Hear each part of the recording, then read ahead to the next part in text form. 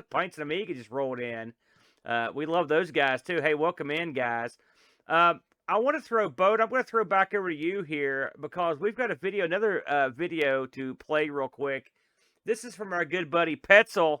Petzel was at Boat Fest, where I got to meet him and his wife for the first time. In fact, they took me out to a lovely Mexican dinner as we went on the in the footsteps of the Mothman tour that was after Boat Fest. And Petzel sent in a video. I believe he sent something in from over at the Tandy Assembly Boat. Do you want to throw that up for us, man? I am ready. All Here right. we go. Now, look at Boat. Johnny on the spot. Make it happen, Boaster.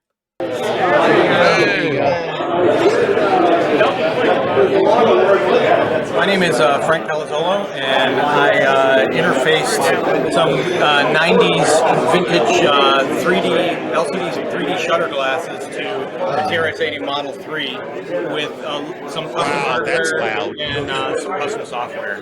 So you say this is part of that? Yeah, this is actually a board that I designed that is a 1 megabyte RAM peripheral because I was worried that once I started to make these movies, I wouldn't have enough room to store all the frames. And so actually this is one of my stretch goals, but the way it works now is once you get the definition for the data, it expands it out into, actual screens. So 1K per, there's 120 frames in this video, so it's shoving 120K of data out to the card, and then it's streaming off of that, which is more than this little guy could hang on to back in the day. I'm John Elliott IV. I used to work at Tandy. Today we're showing off our 3-bit MMU for Tandy Model 16s and also an 8 megabyte memory board, all in one. We're currently sold out of them, but we're taking pre-orders for the next batch. So far getting a lot of interest. These little gadgets are USB to Tandy keyboard adapters. Across the aisle there, you can see a USB keyboard connected to a Model 2 that's, it's actually a Model 16, but the keyboards are getting harder and harder to find, and if you do find them, they inevitably need rebuilding. So we thought, well, why not make something that, lets you use a modern keyboard, and that's what we did. Hi, my name's Sloopy, and I'm actually here representing the Glenside Computer Club, and we are promoting Cocoa Fest 31 on April 22nd and 23rd, 2023. Please come and see all the wonderful cocoa goodness that you can find. And also, I am on Cocoa Talk Saturdays at 1 p.m. Eastern, and I do the Cocoa Talk Game On Challenge live on Fridays at 8 p.m. Eastern Time. So where's Cocoa Fest going to be? It is at the Holiday Inn Suites, Chicago and Carroll Street. And you can contact Grant Leedy for all the gory details, as he's our leader in charge of this circus for the show. My name's Jeff Brooks. I'm from the Ozarks, originally from just up the road here. Today I brought all my Tandy branded pocket computers and some accessories. It was my goal to be able to collect one working example of each one at Radio Shack. Get a lot of pocket computers and a little bit of space. And then I picked up this Forky here last year. I got it working, so I brought it back. Kind of a hometown. Hi, I'm Brendan Donahue. So I'm one of the, maybe the main logic designer for Cocoa VGA, which is a VGA enhancement for the older Cocoa line, mostly the Cocoa 1 and 2 we have here. It also works in the MC10, the Dragon. I expect it probably works in a number of other systems as well. And it also works in both NTSC and PAL systems. I don't have a PAL system here with me today, but anyway. So what I have, most recently I put it into an MC10. This MC10 is, sort of souped up with this button board. Lets you change the color of your text video, very easily. give yourself reverse video if you like that better, or scan lines if you're into that sort of thing. So that's kind of what sorts of things you can do from a hardware standpoint. You can also get to some enhanced modes. If I load, there we go. So if so this is, I'm on the MC10, the video sync is a little bit tricky to set up. On the Cocos it's automatic because there's actually a wire going from the 6847 to the CPU. So then we can get enhanced modes via software, we can get lowercase, we can get 64 column text mode, things of that nature. So anyway, it's a little bit in its infancy on the MC10. On the Coco, it's been around a lot longer, and I have some basic enhancements. You can basically write basic programs to get to all these features. Some other features include a 16 color mode. So this is a game that Sheldon McDonald put together that uses the 16 color 128 by 96 graphics mode that I added with Coco VGA. So then the other project that I have here that I'm demonstrating that, well, is a little bit flaky is this Raspberry Pi Pico-based USB keyboard adapter. So it gives me the ability to, it takes in a USB cable and talks through this switch matrix to normally where you'd hook in your keyboard right here. And then I said, okay, well, I'll go ahead and include some joysticks as well. So you can put put it in a verbose mode by hitting GUI V. It tells you, okay, it's in verbose mode. It's in touch type keyboard mode, which is kind of what you type is what you get, meaning the double quote is down here instead of up here like it normally is. Or we can say, oh gee, I'm more used to the MC10 or Coco layout. I want Shift 2 to be my double quote, for example. You can remap the keys. So if you by default, the joysticks WASD and space for the button, well, you can remap that for different games. So here we go. Here's Pac-Man. Playing with the joystick. Hi everybody, I'm Jay Newworth. I have a company called Newsoft. I've been in the TRS-80 world for quite a while. I was a pharmacist by practice, but I'm retired. And I came into the Tandy assembly world when we had the first one in 2017, and I got to meet Don French and Lance Miklas, Scott Adams, who had the adventure games, and of course Ian Maverick, who was the well-known person in the TRS-80 world. And I figured this is great. These are 4 people I want to meet. This is a Model 4 Gatorade that I basically reconditioned, and I got it working with a 15 megabyte hard drive. This was a fun thing to do, and all new parts inside, new cables, new fans. The motherboard obviously is the same. It's the original hard drive. The power supply is still the original power supply, and I just replaced parts to make it run. Again, it's a Model 4 Gatorade, but what I do is I put a sled inside of it that you can see here, and that gives you, it's unplugged right now, but it gives you the ability to have a thread in here with a floppy, and I designed the sleds, different sleds, blank sleds for the Gotek, and my other forte is I make custom badges for all the Radio Shack machines. So I'm the go-to guy for complete replacement badges for the machine. Ian Maverick from Australia, all things TRS-80. I'm a world authority on them.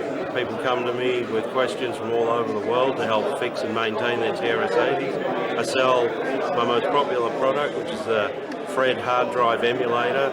Allows you to run your TRS-80 off a SD card instead of floppy disks. And I sell, let's have a quick look here, a bunch of other accessories and upgrades to keep these magnificent old machines up and running.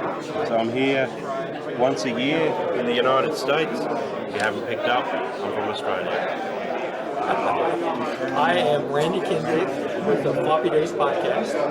So, as you can see from my table here, I brought a lot of material about the Floppy Days podcast. If you're not a listener, please give it a listen, see if you like it or not. And then I also, since it's a Tandy show, I brought an MCX10 or an MC10 with the MCX32 SD upgrade, a modern upgrade for it, which gives it the virtual disk capability and additional RAM. Joel Hilliard, Dallas. Okay, what'd you bring? So I've got the Tandy 2000 HD. This guy's running, so many different things. Where do I start? So it was a system that I recovered from eBay. It didn't work. It didn't power it up, so brought it back to life. Had a hard drive in it, and I used the David Guessman hard drive emulator to recover the image.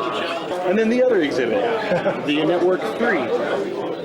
This is a lot of people's middle school and grade school classroom teaching systems done by TRS-80 at Tandy. So I've got it set up here with 3 students and a host. The host runs on has a hard drive. It's a 15 megabyte setup. It's partitioned into six partitions. Get it off the front there. Catch it on the key. So you can zoom right down in there and you can see it's no longer running the old hard drive, which, dang it, I need to pull it out. I have it in the bag. But yeah, so that's a new hard drive. It's formatted. But yeah, like I said, 6 cylinders, about 2.5 megs each. So it actually acts as 6 hard drives virtually in the operating system. All the students can access it. Right now, I have it loaded down with just games. I have obviously not recovered a lot of the student software. A lot of it is still missing, hasn't been found yet. But yeah, I've loaded just your basic favorites. A lot of Big 5 titles on there. And so we can actually use the 3 here. The host reports that student 1 is checking the hard drive and issuing a directory, and we're going to get back here a reading of all the games. So hard drive 1, I put all the games on it. And so it obviously, matches the list that we've got here. And so you can just basically start any game, just type the name. You're technically supposed to call it by the drive that it's on, so I should have been robot:1. But the software is set up so that it will just scan all drives and look for the application that matches the name. It takes longer, but it does it. It works. So boom, robot attack is loaded. That was pretty quick, not too fast. That's 9600 baud is what the system operates at nominally. My name is Matt Boydum. I brought a number of different FPGA projects I've been working on. This is most of them are primarily for the Model 3. I have a couple of different cards. This is a video capture card. It connects to the video interface in the Model 3, and then it converts the video to either HDMI or to VGA. So that could be used for somebody that either doesn't have a working CRT in their computer or just wants to display it on a different monitor. This is a keyboard replacement board. It's kind of the same thing. If you have a TRS-80 that doesn't have a working keyboard, that allows you to replace it, which in fact was the motivation for this one, because this was a Masterpiece Model 3 that I bought, and the keyboard was essentially completely dead, had some water damage in it. So I built that, and that allows you to use a PS2 keyboard with it. This is very hard to see, and you can look back there, but unfortunately looking at the back of it, but that's a Model 3 high-resolution graphics card replica. And it's flexible to load other things. I actually happen to have firmware for another legacy TRS-80 product called Chroma TRS that's loaded at the moment, and it has a Pac-Man game, and so you can play Pac-Man on it. But I have the high-resolution firmware as well, so I could load and run on it. This is a Model 4 emulator that's in FPGA. it's a different FPGA than that one is, but it implements a full TRS-80 Model 4, 128K of RAM, high resolution graphics. Of course, it supports Model 3 mode, and it's interfaced to a real Fred for the hard disk. And I was running earlier. There's a high resolution graphics test program that you can run, and will display the high resolution graphics. It supports the 2 megahertz and 4 megahertz TRS-80 Model 3, Model 4 modes. It has a turbo mode. If you press that button, it speeds up to 48 megahertz. So somewhat arbitrary, but it could be faster if I wanted, but I'm not sure where 48 came from. But it's interesting because I've run this high resolution graphics program many times. I had never seen the ends. But in turbo mode, you can actually get to the ends. So, and this is the same thing. It's the same Model 4 emulator. In this case, I'm running a different version of the ROM. This is actually running the Fred ROM that boots from the Fred. This is running what's called the X-ROM, which will boot from a real hard disk, and that's why I have the hard disk here. It's not running from the hard disk at the moment. It's running from the Fred using the real hard drive mode. And it's running a program from George Phillips called Trisvid. And that's just displaying the video. And it uses some special features of Fred in order to do that, but since I have to be connected to a Fred, even though I'm using the X-ROM and booting hard disk mode, you still have access to all the Fred features. So later on, we're going to boot it from the actual hard disk.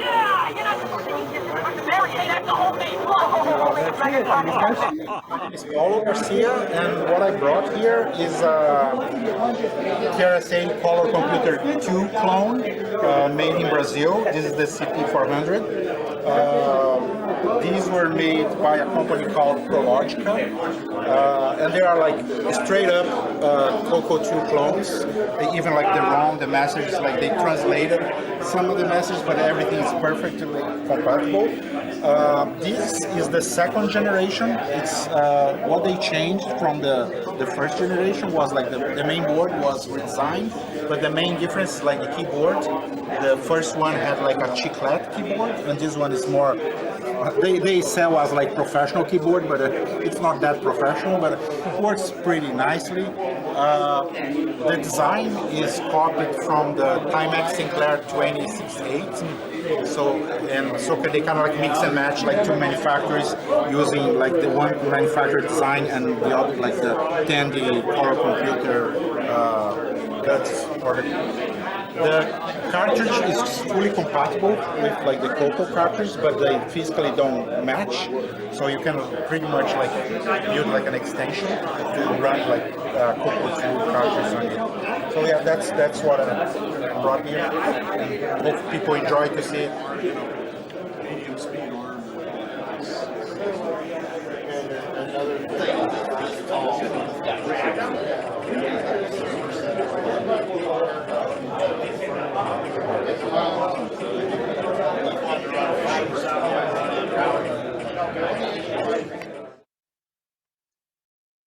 There it was. That is hot off the presses, isn't it, Boat? This It is. That's It is. literally taking place this weekend over at Tandy Assembly. There's some crazy stuff that they're up to over there, isn't there? You know, it's amazing to me, all of the people, because I kind of consider the, TRS-80s as being, not something that people keep around anymore because they're so bulky. But apparently everybody keeps a bunch of them around all the time. What, Tandy Assembly they do? It's Tandy Yeah. Assembly. That's What's- true. That's true. You have a point there.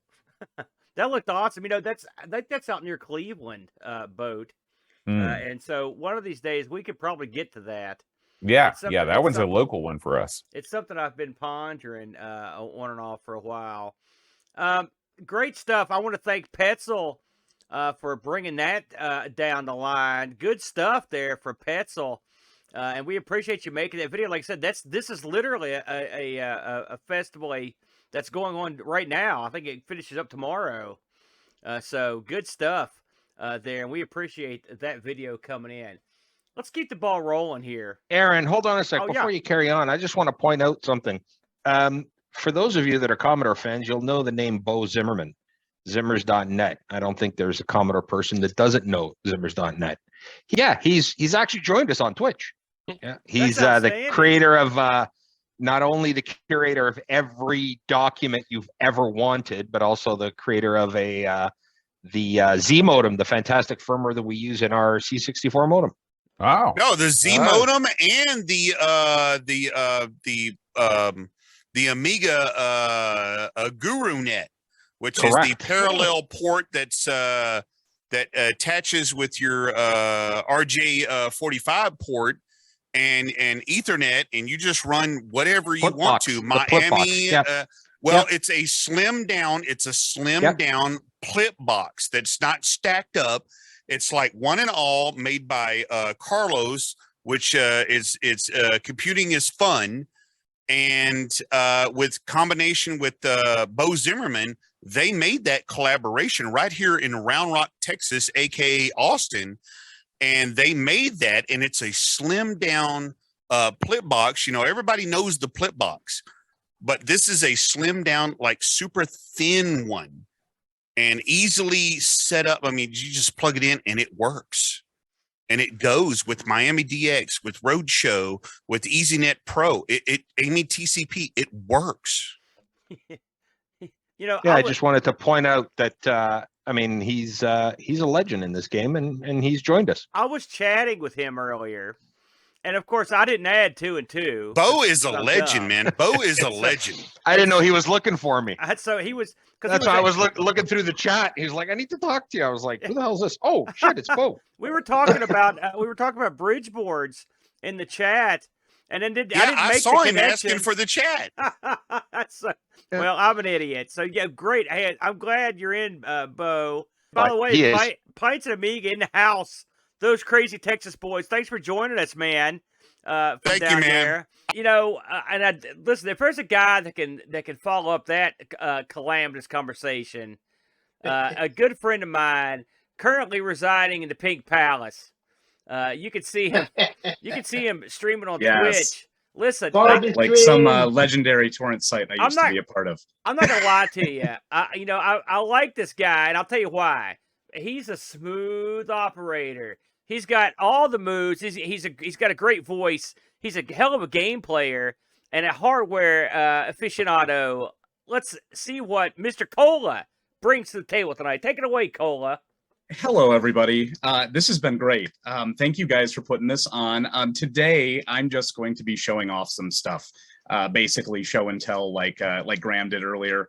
So it's good to see all you guys. In the last couple of months, I picked up a few different things, but a friend of mine was selling off a console that I have never had the chance to own. So I decided to pick it up. And that console is, if my camera decides to focus here, the PC Engine Duo. Ooh. So this is an all-in-one unit that was made by NEC in Japan. Basically, it's like a Japanese TurboGrafx 16, but it also has the CD-ROM drive, of course. So, which I have a totally legit copy of Rondo of Blood in, of course. But yeah, and then of course it takes cue cards just like the regular TurboGrafx or PC Engine, and in there I have a Turbo EverDrive, of course. So that'll load pretty much any Hue card game, and it also can act as the PC Engine CD BIOS, because you need that to run a number of the CD games.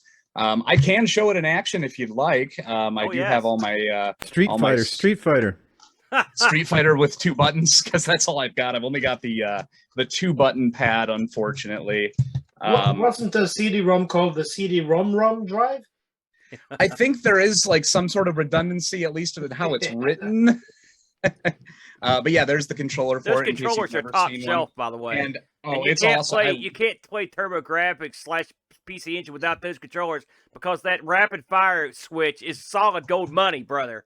Oh yeah, and especially for shmups, you know, that's a big thing. And if there's one thing that the PC Engine and TurboGrafx 16 libraries have plenty of, it is shmups. Yeah. And I'm a big fan myself. So let me turn this on. I think I have everything hooked up again. I should be able to share capture window here. We will hopefully get that. Hey, Cola, what's that collection behind you? Are those Fabergé eggs back there? What is that? No, actually, so I'm in my wife's office. A lot of the things are actually they're these toys called Squishmallows. But she also has a bunch of different game stuff. A lot of those. Some of those are Steven Universe characters. I definitely see some. Looks like Super there's an Mario air filter Brothers there too, stuff. by any chance. Yes, Yeah. there is an air filter just to the side over there. But yeah, we keep those. Usually, if we have a fan in the window, we'll put an air filter behind it. It's just so you don't get so much dust inside. But yeah, so you should be able to see. Yeah. My or not TurboGrafx, but the PC Engine here. And actually, I'll load up the CD system here. Just to show you some Rondo of Blood, because it's pretty impressive looking. But it's a fun system. Lots of shmups, like I said, arcadey style games. Has an 8-bit CPU, but is decidedly closer to a 16-bit system in what types of games you'll find on it. You got a EverDrive in there, right? Now that works. Yeah, correct. Work with the CD as well. I mean, how does that? Yes. Can you pirate the CD games? Can you dupe those? Yes. So this one, it'll just let you take burns. And this unit's been recapped, and what you're seeing right now actually is RGB video through a RetroTink 5X. Oh, it looks great too. So it should look nice and sharp for you. But yes, the Turbo EverDrive does all the not CD-ROM stuff, but all the HuCard stuff.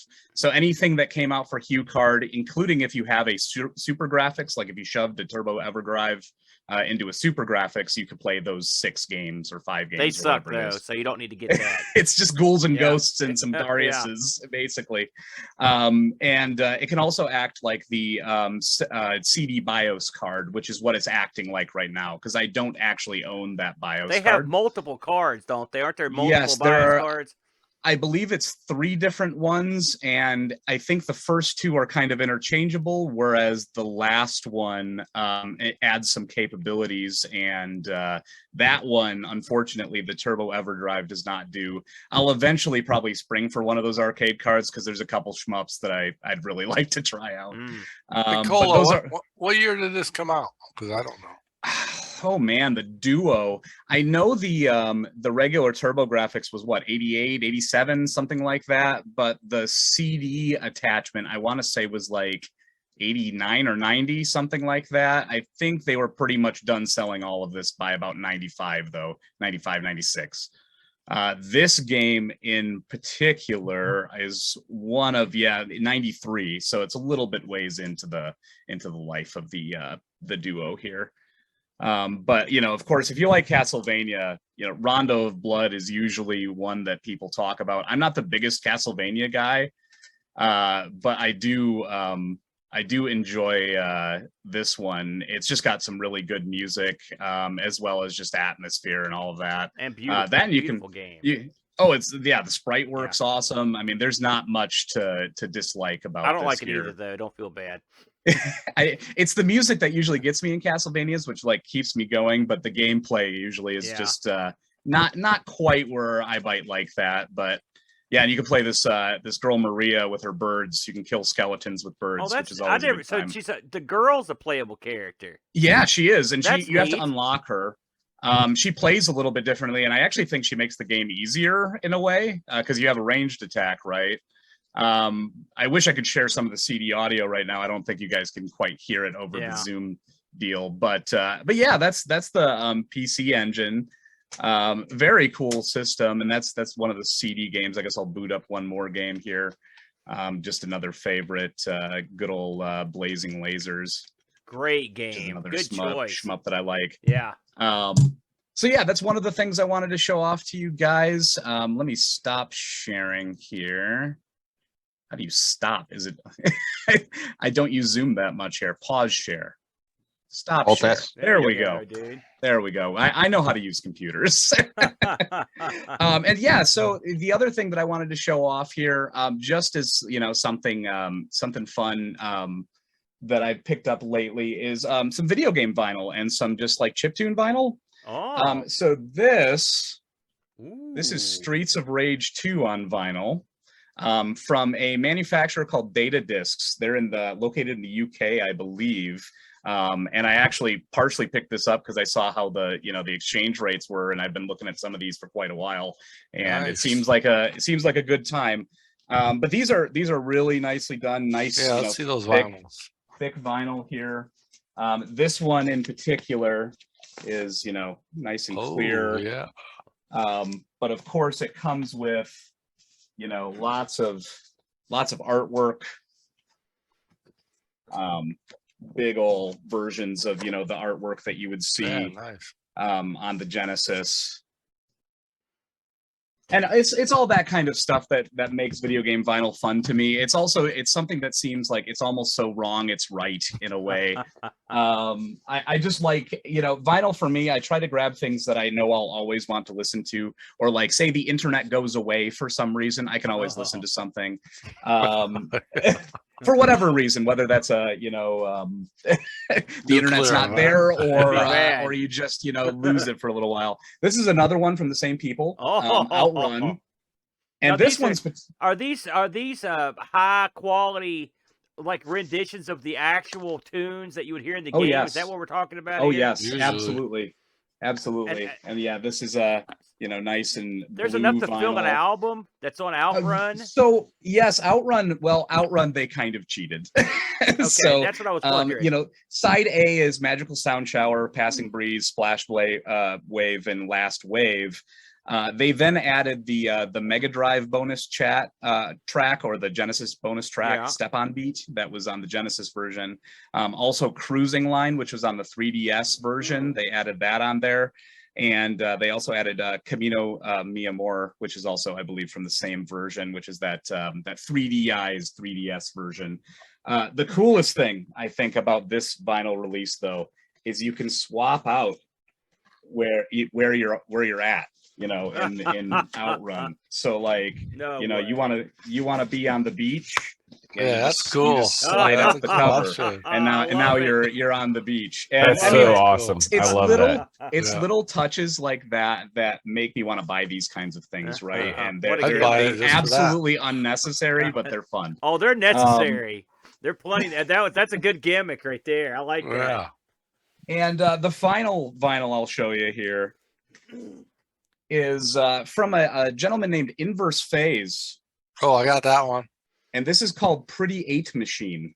Yeah. And horrible. if you are a fan of Nine Inch Nails, this is a cover album of Nine Inch Nails' Pretty Hate Machine. It is the entire album rendered by various different old computers. I don't even know how many sound chips are on here, but he does a really good job. Very cool vinyl too. This was like a blue splatter. Blue, purple. Oh, fancy. Yeah, blue. Yeah. They're two different colors, right? Yes, yeah. The other one's purple. I'll probably pull that out here soon. Now, are these two of the same album? The two different colors? Or are they? So yeah, it's just the continuation of the whole album because it is the entirety of Pretty Hate Machine. So it's a double album? Yeah, it's 2 LPs. I mean, you have to forgive me. LPs. I'm not the biggest Nine Inch Nails fan, so I didn't know that was a double album. Did he get Reznor's no. It's blessing just on that? he absolutely did get Trent Reznor's blessing on it, and he's very, very aware of it. I guess Trent gets the mechanical royalties for every album sold. So Yeah, he bought like a whole bunch, didn't he? Like I don't know if he bought. I don't know. I haven't heard about that, but I do know that he is aware of the album and that he's talked to him about it. Yeah, I thought he bought like a ridiculous amount.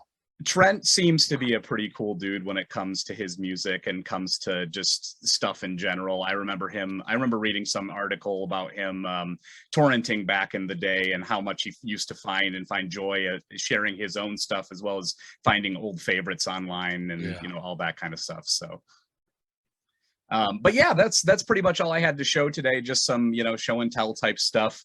The Duo's been fun. I also picked up a Vectrex recently, but I'm not showing that off today. Maybe Vectrex. That's on my list to get. Next International Computer Club will have that geared up with a camera pointing at the screen. I was going to ask you if you have you streamed on the Vectrex yet? I did do a Vectrex stream about 2 or 3 weeks ago. Yeah. It was fantastic. It went okay. Thank you so much, Frank. I appreciate the kind words. It's definitely a struggle to capture Vectrex. You're fighting with your camera because of the various amounts of light that those vectors are putting off. It's just really hard for it to try to like focus on any one. That you just don't quite get the same look of persistence, but I think I found a pretty decent middle of the road. I wanted to do that myself a couple years ago, but it's so hard. And I just gave up. I mean, you've got a lot more stick-to-itiveness than I did. And the thing is, well, you've also got to have. I mean, I figure that you're also having to adjust the frame rate on your camera, right? Well, I made sure to get it. Tried to get it. 60. And that would. I mean, so it would also involve you having a but, camera that you could do that on. Yeah, I have a couple of C920s, which I think if I had an even better camera, if I had more options on what type, how many frames it's picking up, Right. That I was going to say, because I think that's you can do a little bit of that with the Logitech ones, but they're not that flexible. Yeah. It's like filming an oscilloscope. It's a challenge. Yeah, and keeping things simple and keeping your resolution semi-low. To try to keep your frame rate high. And I also did a thing where I did have the Mindstorm overlay on, so it was blue. And then I turned the lights in here to blue. And I think that kind of helped make things look a little bit more proper that way by just kind of front and back filling the light in a way, So it's more playing around with that is probably necessary, but it's definitely fun stuff. And I'm glad to have all those things. But yeah, thanks for letting me present today, and thank you for putting on the ICC. It's definitely a fun thing to do online here. Hey, that's great stuff there. And I just first of all, I hadn't thought about that with the Vectrex. That's very cunning. I'm going to go back and watch your stream to check that out. The Vectrex is so great, and you can't really. I know this is the same old sad tale, but it's true. You can't appreciate one until you're standing in front of one. To take in those bright lines and all and the way they move. It's insanely hard to explain to somebody if you've never seen a vector display in real life. There's just something special about how they glow, and especially a well taken care of one where it really pops. Yeah. And the great albums, Boat, you're a former vinyl guy. Does this one? What Cola showed you there? Does this make you want to jump back into game, brother? Every once in a while, I see something like that, and I'm like, oh man! I start typing in the URL. I knew it. Yeah. I know you so well. I guarantee you, he's going to look this stuff up after the show. I know he is. I can send you links if you need. Yeah, send him links, Cola. Get him in there. I may need to pick one of these up.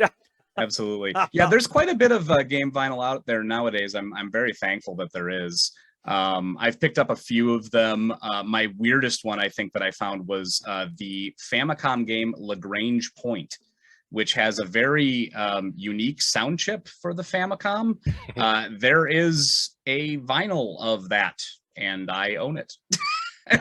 There's a question in the chat. Is the vinyl under $20? What's the average cost of these? I think that one. I want to say. Let me actually look here. I think I actually have it pulled up. It's let's see. For Outrun, it is $22.99. And that's in pounds.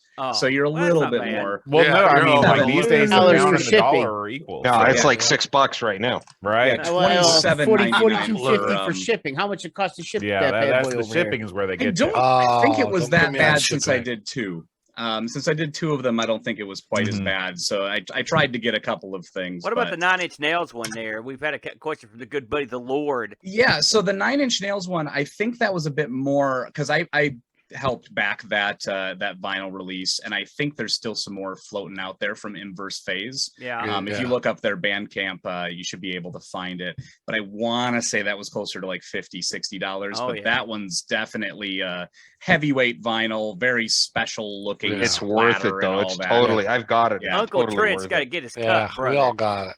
That too. You gonna pick that one up, Lord? Are you a 9 Inch Nails guy? I'm talking to someone. Get it, Lord. You'll enjoy it. Always good to see the Level Lord in the house. Listen, Cola, great stuff. Very unique. I had no idea about the vinyl Outrun. That sounds cool. I'm not a vinyl guy because I'm too cheap, but I do appreciate that. The fact that it exists. Come on, Aaron, get to the vinyl. Are you side. kidding me? Come on over. I'm not made of money, brother. Now, come on, I said you a vinyl. How's that? Quit being cheap. I won't. I won't quit being cheap. No way. It's got me this far in life. Speaking of cheap, here's a guy that's not cheap. We're going back to our buddy Boat. Hell, if you buy Amigas, you're not cheap. Yeah, I'm done with that too. It's not a cheap game nowadays. Boat, we've got one more video, and Boat's going to throw it up for us here. And this is for our good buddy, the Pack Billy. Now, Pack Billy is actually in the house. Billy. Pack, do you want to say a few things? You want to set this up before we Yeah, this was an 11th hour and 45-minute video. Just a disclaimer. I cobbled together. Yeah. So if you get video and sound, it's a miracle. But no, this was before I got like a Zoom floppy or a Kung Fu Flash or an Easy Flash. This was my only way to get files from the world at large onto my Commodore 64. And if anybody has a 1581 and an Amiga, you can do it too. There you And that's go. all the setup you need. That's all you need. All right. Yeah, that's all you need. Boat, I'm going to throw it over to you, and you take care of the business there, Boat. All right, I will take care of the business. I can't tell if you're mocking me or not. I never mock you. You are. Let's see here. Yeah, I think he's mocking. Mock Aaron all night long. Listen, Paco. And I'll go here. Yes, how can I help I'll you, take Aaron? care of you later. And this. And I will share my sound. Thank you. Boat's got it figured out now. Third time's the charm, brother. Here we go. This is from Let's Pack say you've got Billy. yourself a brand spanking old 1581 3.5 Where it inch is, drive I for your Commodore 64 128. How do you get software on it? You don't have any recent storage solutions, but you do have an internet connected Amiga or a way to get files to your Amiga. Thanks to a little command utility written in 1999, we can use that Amiga to turn D81 images into working C64 3.5 inch discs. For this exercise, you will need an Amiga with some way to transfer files from the internet, a C64 or 128 with a connected 1581 drive, a blank disk, and an image you like to write to it. What you'll first need to do is hop on over to AmiNet, whether on your Amiga or on another computer. Head over to the AmiNet and search on 1581. The package you'll want to grab is this C1581.lha. So we'll go ahead and grab that. And then the way I'll be getting things over to my Amiga is through FTP. So you can copy the LHA or un-LHA it yourself if you have a way to do so, and just copy that to your directory. There are a number of D81 disk images out there on the internet. For now, we'll just be using this ulelog.d81. These are the files we need. I've plopped them into my FTP directory, and I'm going to launch my FTP service. Now we have this running at this address, and then we can hop on over to the Amiga, pop a disk in, fire up AMI FTP, and pull down the C1581 directory as well as the D81 file.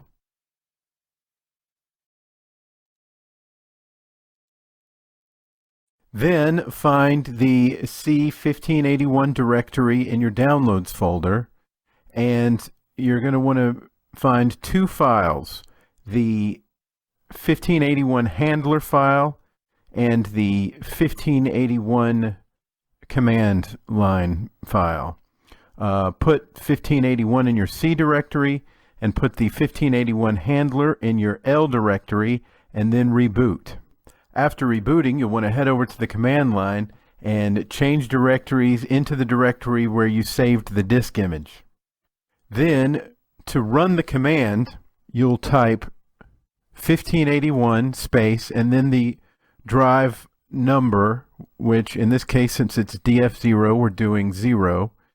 Then the file name, ul.d81, and then the word write, and hit enter. And now it's just a matter of waiting. You have to wait for it to write 79 tracks. Kick back and have a seltzer, but before you know it, it'll be finished. Now all that remains is to pop that bad boy into your 1581 drive, load it up, and then kick back and warm yourselves by the crackle of the virtual flames. A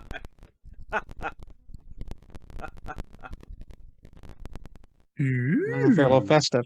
So I don't know if Frank, you recognize that that Amiga, but it was freshly recapped by you at Boat Fest, and then the flip box that put it on the internet was also yours. Well, it's yours now. You paid for it. Yeah. Hey. Well, it was your handiwork. It was your handiwork. Pack Billy, this particular project, did you just have to go in there and try to figure this out? I mean, what was the approach on this?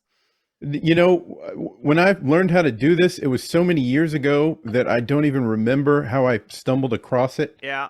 For all I know, it was on Zimmers.net, probably the method to do it.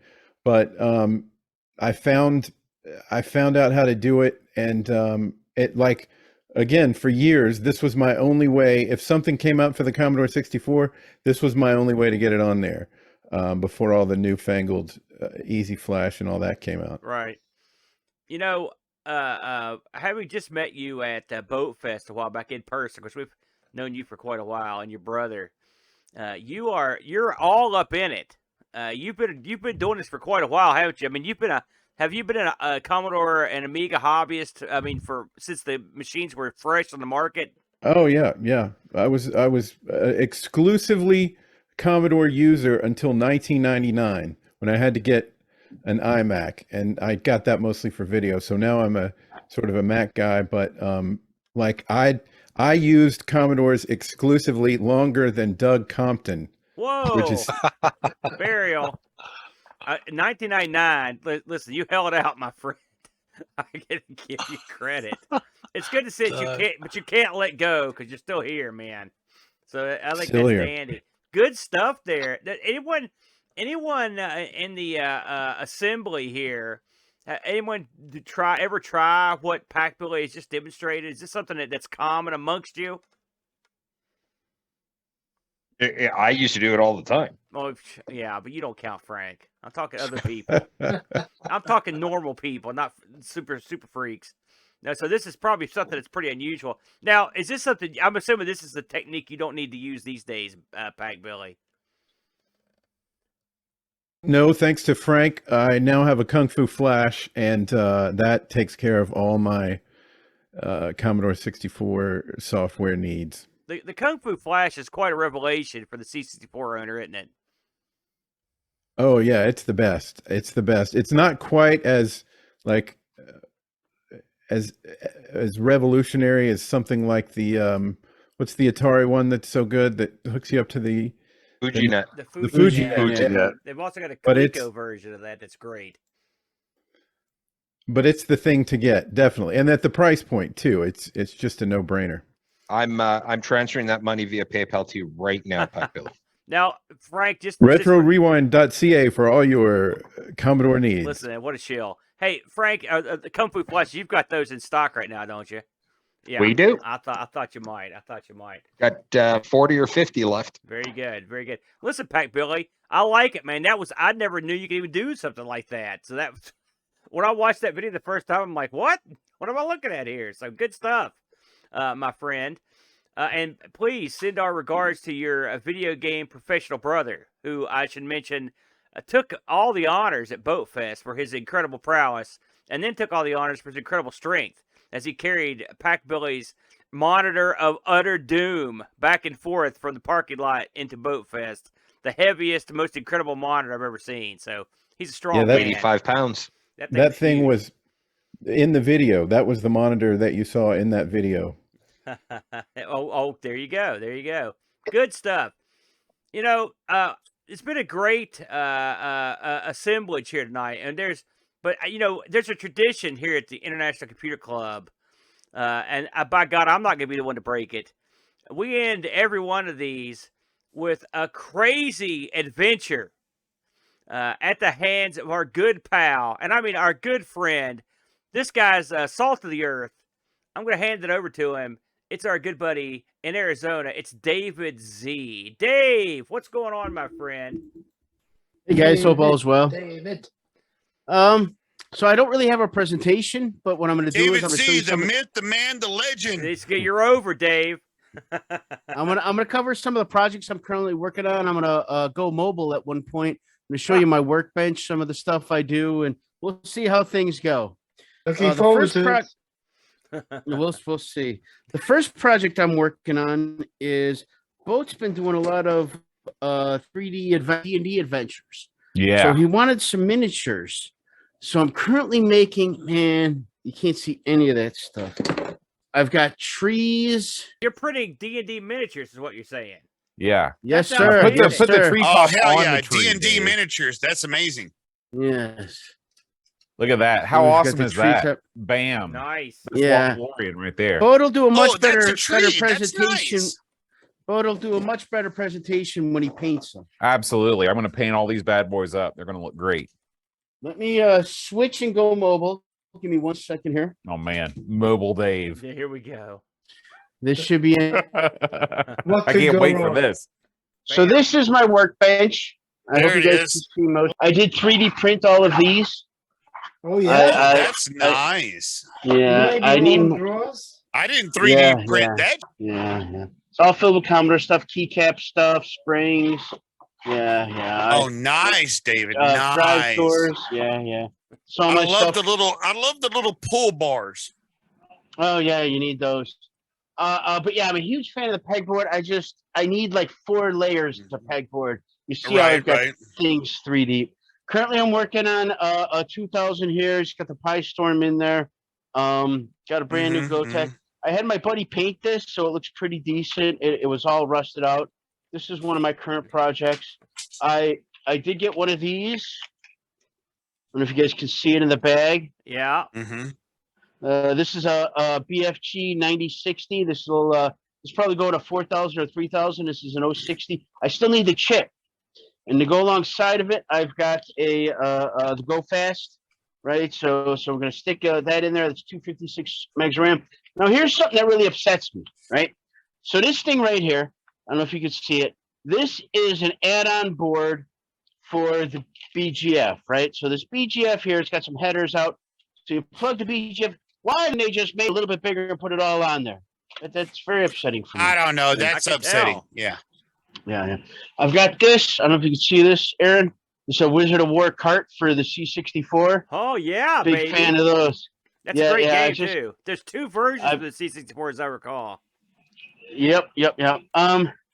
This is something I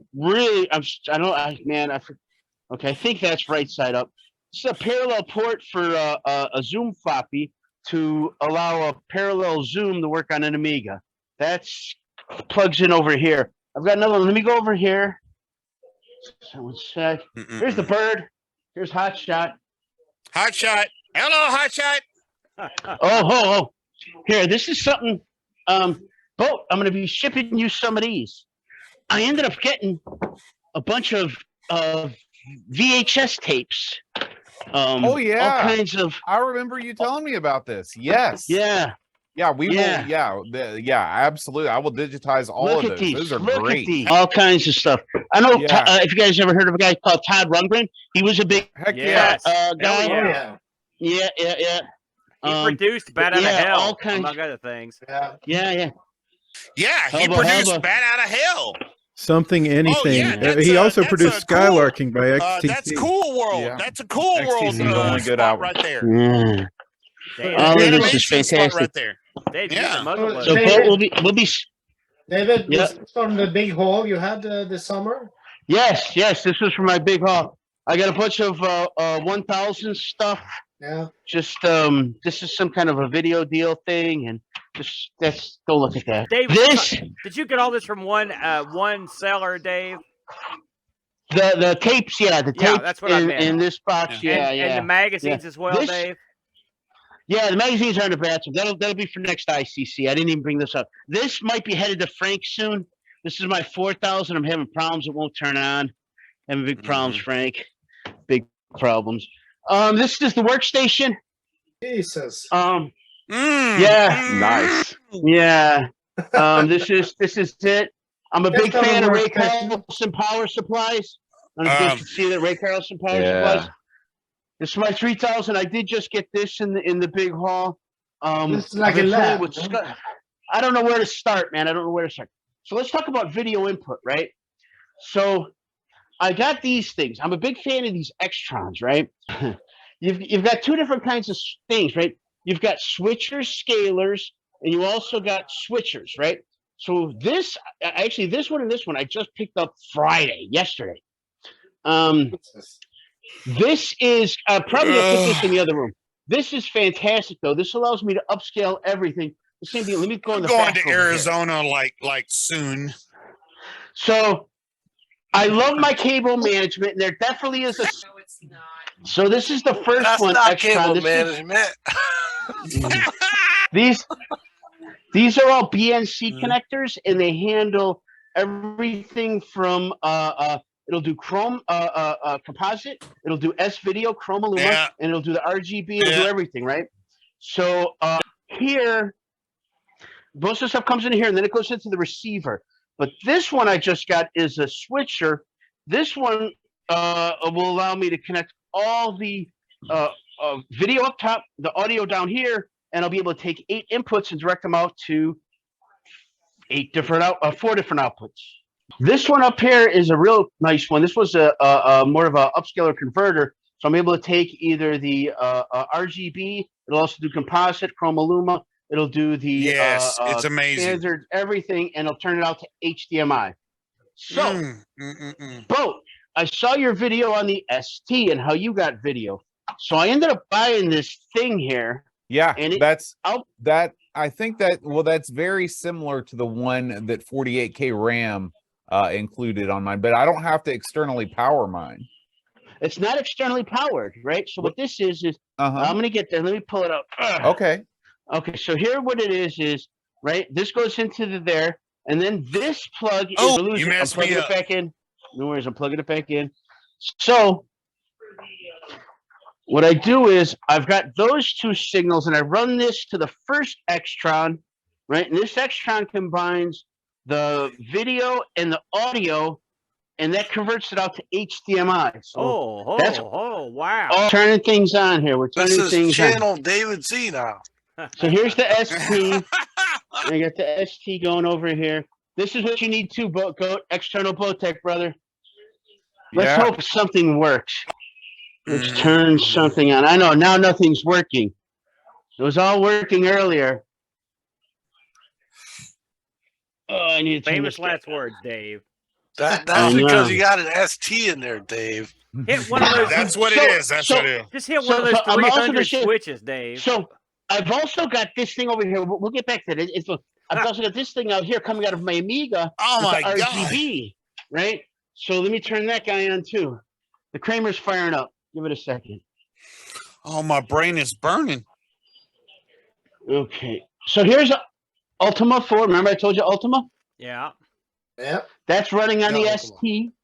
Right? That's over on the ST. Okay, okay. That's about all it can handle.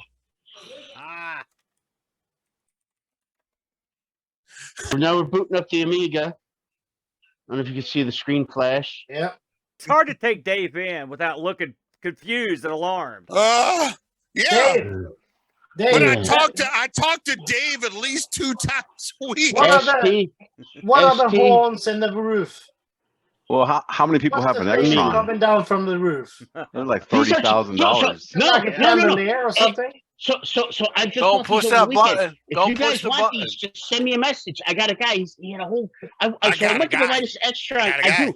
I went to go. You should have seen it. It was a crazy situation. David Z says, "I got a guy, Jack," and he goes, Yeah. "Here's the guy. He's got the guy." Yeah. But so I went to pick this I'm up. buying from the guy. I went to pick this up, and he had a whole stack of these Kramers. This thing is fantastic. Yeah. So, but yeah, I'm trying to get things. I've got so many machines here. I just let me know if I'm going long, and anytime you want me to stop. No, keep going. Just go. Keep going. Here's the parallel adapter thing I've been working on. Right, I got this switcher thing. Right, so I don't know if you can see this. This is 2 ROMs, right? It's got 2 ROMs in there. And it's got a switching device. This is for the 4000. I don't have a set for the 3000. You can't use the same ROMs for 3000 or 4000 because the 3000's got SCSI and the 4000's got IDE. Correct. But what I'm able to do is, because that one, so I had like 2.0, 3.1, 1.3, and Digiram on there. I was loading up different external drives with different OSs. So if I wanted to test something with some ROM, boom, this is fun. This is fun. No, got ST in here. Is that an app? I don't use them. This is an Apple GS. Yes, I got sir. that. Yeah, okay. I thought I recognized it. This is the floppy emu. The figure for the next ICC. Maybe I'll uncover some of these. We'll go over those. Oh yeah. You know, you might want to I don't think we contact got enough time. Guinness World Book of Records for how many computers you can fit on one table. That's amazing. I bet you're up there as a contender, if not the champ. I love these covers too. Yeah, they're beautiful. Apparently, you got everything. Yeah, I think I got a 1541 over here, the 1571. I got 1581 down there. I got the Ultimate 2. I'm an addict, man. Frank, this guy may be going to you. I'm very upset. I can't get it going, man. Yeah. That was I love it. I love it. That was amazing. I've got That was no way amazing, to guys. even. I don't know how anything. Yeah. There are no words. I mean, Dave. come on, guys. Come on. Give a round of clap. Yes, That's amazing, man. I dare Come say on, that come was on, give the it to me. ultimate command center. Dave's quite a guy, Dave. Are you going to come back? I'm Thank you. looking for you. Yeah, yes. Yeah. Are you going to pop back in visually to sum this out? Because really, you sort of need to sum up what we've just seen here. I used to go around the horn at the end of the show just to say hi to everybody, some late arrivers. There's a couple we got in here, and I want to start off with our good buddy, Pix of Dawn. Pix, I've got my Amiga Addict coffee mug here, a beautiful gift from your fine publication. Please, got going on over there, and get your plugs in, my friend. Okay. So this is the current issue on the shelves in the shops. This A is, daring cover, by the way, an interesting cover. So this is the Digital International cover feature, which I wrote myself. We got in contact with ex sort of co-founder of Digital International, Jerry Reel, and the bloke who coded Wordworth, Ian Potts, and Dan Petit, who's a sort of all-rounder at Digita. We had a good chat with them. We got all the juicy details from behind the scenes, and the cover for this, as you say, is one that I put together myself. So actually, if I share my other screen briefly. Yeah, feel free. Nice job. So here we go. So the cover for this is based on the original cover for Wordworth, and I actually put this together myself. If I just so this is actually a photo rather than a drawing, which was on the original. So I got myself a nice piece of A4. I put some instant coffee on it, stuck it in the oven,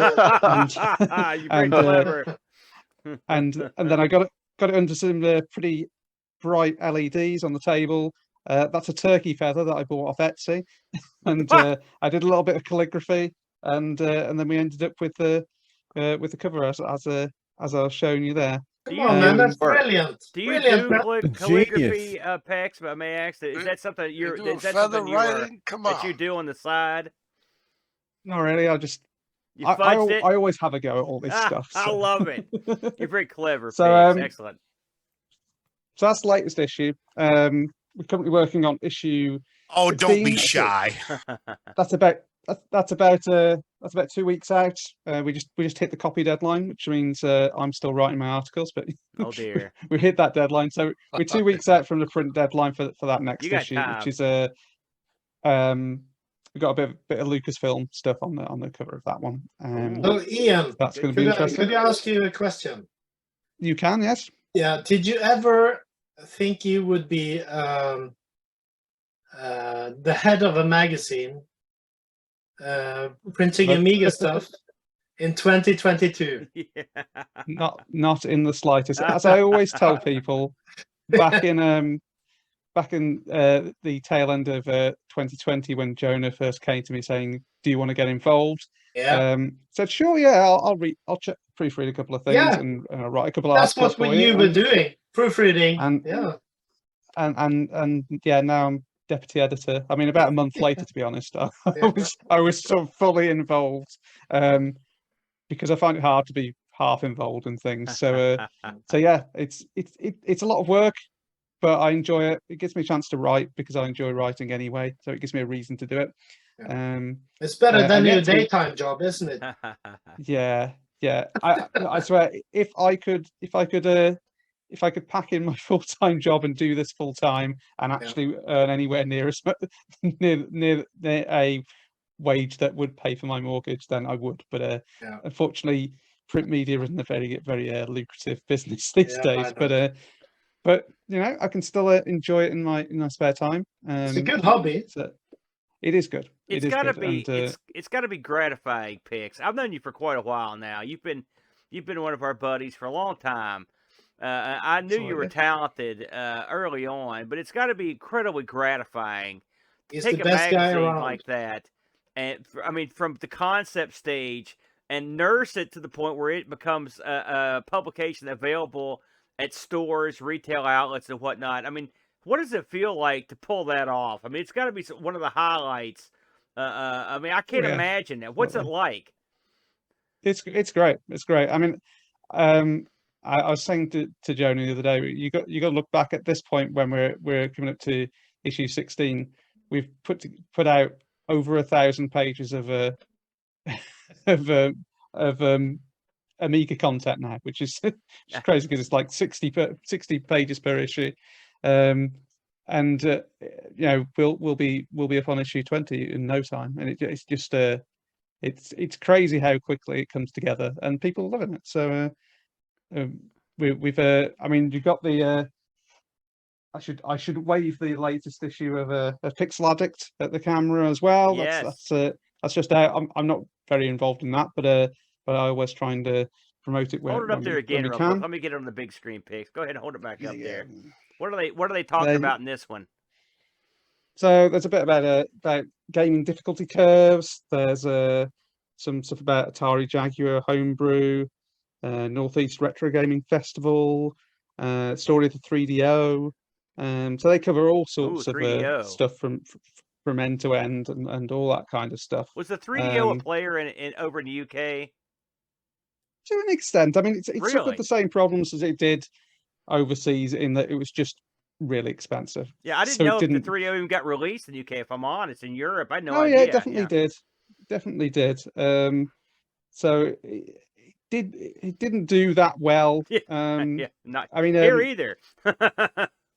Neil did a video on it recently over at RMC about it, and they struggled to get it going because of the price, and then PlayStation came along and just wiped the board with everyone, didn't they? So so yeah, I think that's a global story. Yeah, for 3DO, unfortunately, but it's a great little system. It's got a lot of interesting games on it. So You know, I will say, just I know I'm an old guy, I get a little mushy, but just the fact that a magazine like Amiga exists, it really does. It almost brings a tear to my eye to know that. You know, You because get a little mushy. Totally it agree. does. I listen to Pints. I'm an old softy, and so when stuff like I'm an that old happens, you know, softy too, doggone it. yeah, and so I think you're fighting a good fight, Pix, and the fact that you've been so successful, it makes me happy, and I hope that everything keeps on going at the steady pace it's been going so far. Well we done, hope so too. and thank you Thank you very thanks for much. popping in tonight. I'm going to go straight down here because right underneath you is my good buddy, a fine Texas fellow, Texas foosballer. You probably didn't expect me to put you on the spot, but Tex, what have you been up to? And are you currently? Listen, I know how people are. You've got to have something cooking. Look at your does your shirt say foosball on it? By the way, foosballer. It does. Yeah. Look at you. You got your own merch. Holy smokes! Where do we pick those up at, Tex? No, I bought it off Amazon. Oh, so yeah, it's yeah. nothing special. I don't have my own You're merch. a hobbyist. What are you working on these days? Right now I'm putting my 3000 together. I'm not doing anything much special there. Keeping it old school. I like to keep my stuff original. I know everybody likes to hot rod everything. But I've got a 500 and a 1200. I'm hot rodding, and everything else I keep original. Very good. Very good. Hey, Yeah, there's nothing wrong with fools. that. Keep it original. Hey, listen to Oram. Well, I don't know if Oram's agreeing with you. You're doing something wrong. So I'm not going to. You've made the What are you wrong- talking about, Oram? There was no original Bodega Bay. That's not original. Yeah, that's not original. Man. Yeah, hey, Oram. That's original. What There are you he talking is. about? Now, It was created in 1990s. Come on. you were chiming in there, so I'm going to spotlight you, Oram, my shifty pal. What are you cooking with right now? You've always got plenty of sticks in the fire. He's always got some. There it is. Something. He just. Yeah, that's my bodega bay No right words need to be spoken. Now, how close is that thing to being ready to rock and roll, Oram? Could you turn that on right now and it You're works? muted, man. He's muted. You're muted, buddy. Well, I mean, this is the way we like Oram. Just keep it muted, Oram. It's fine. I'll fill in the words. He's got to sell No, the pints and it works. I tested it the other day. I It put works. a bridge board in it, but the bridge board was like 100 degrees, which doesn't seem right. So How's it feel to be one of the few men on walking God's green earth to have the golden chalice of Amiga sitting behind you? hey, I reached out to the guy from Germany that he had a Bodega Bay video, and I asked him, I said, do you still have it? And he's like, yeah. I said, oh, cool. So I didn't know there was anybody else that has one. He's the only guy that I know that has one. Really? Now, can you, for the people that don't know what a Bodega Bay is, can you just very briefly summarize what is the Bodega Bay? Tell the people out there because they might not know. The Bodega Bay expands The the unicorn. A500. The unicorn. It expands the A500 to basically an A2000 minus the video slot. Can you lower your camera down a smidge so we can see the 500s? Let's see. There it Right is. there. So Yep. that entire back box comprises the incredible expansion Yep. potential. I got four Zorro slots. Listen, and now you've got the thing on the side there is the bridge board, right? The big industrial super bridge board. Is that what that is? Where? To the What right side. What's coming out the right side of the Bodega Bay? What is that thing? This side you're talking about? No, the other side. The other side. What is that big The white? other yeah. side. That's an Amiga 1000. Oh, This okay. is the A1000 from You've from got it Bowfest. sideways. You've got it sideways. That's why I couldn't tell. Yeah. I Yeah, thought I you had just one of put- those super fancy bridge boards. This stuck is in the it. one from I got from you guys at Bowfest. Oh man, what a You- deal that was, by the way. Notice Look. the shirt he's wearing. Notice the shirt he's Ah, wearing. yeah, Look how put yourself clean on this the shirt thing is. is. Who printed Wasn't that how out? I got it. The only part I'm missing is this. Yeah, there's Goodwill. a Yeah, plastic Goodwill. piece that should go here Yeah. to mimic the 500 to make it all look one piece. Yep. I Yeah. need it 3D printed. So I thought you was going to send me some measurements. I have them. I got it from the guy from Germany. He said I had to like Google translate it That's from outstanding. English to German, Listen, and he was like, "Yeah, I'll send you the so I have all the measurements. I'll send them to you." that's Dave. how Yeah. it's the worldwide brotherhood of Amiga owners that you can Yep. I met a German who came over and bought some C64 / Commodore hard drive units from me. Mm-hmm. He flew all the way here from Germany. A real nice guy. And I thought to myself, it's great that we've got this sort of universal brotherhood. Yeah.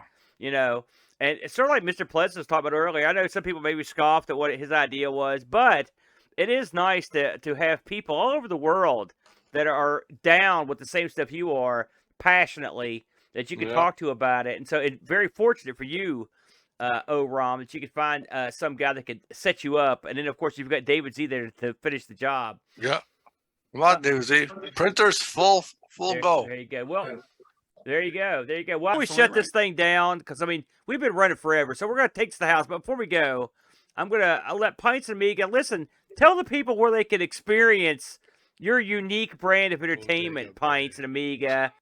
What do you get from Pints and Amiga? You get real Amiga hardware. You get real showmanship.